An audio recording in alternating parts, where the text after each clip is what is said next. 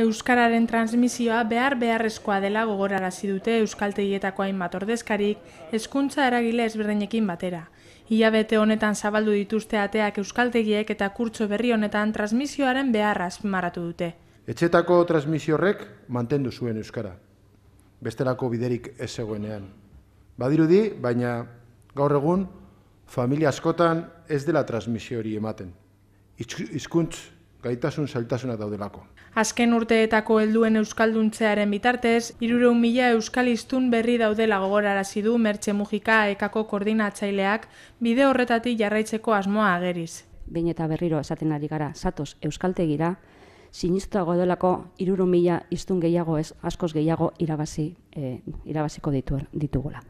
Abeko zuzenari Joseba Erkiziak azaldu duenez, azken urteetan hainbat guraso hasi da euskara ikasten, 1970 hain zuzen, beraien seme-alabekin euskaraz hitz egiteko asmoz. Etorkizunari begira oso importantea dalako familiatik bertatik eta etxetik bertatik gero eta ume gehiago izatea euskera edo euskera ere ikasia bertan. Lehen hizkuntza lez hartu ezkero horrek erabileran gero etorkizuna eragin handia daukalako. Euskara gaur egungo gurasoen erronka izan beharko litzatekeela adierazi du Lourdes Imaz gurasoen elkarteko koordinatzaileak.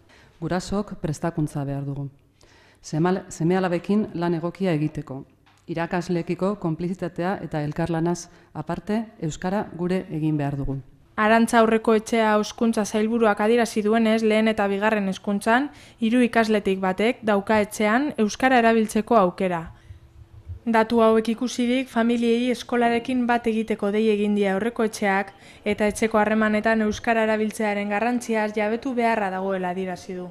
Ikasle bi eren hoien familiengana da euskararik ez dakiten familia hoiengana ere jo nahi dugu euskaltegitara, joan, eta euskara ikasteari ekin diezaioten.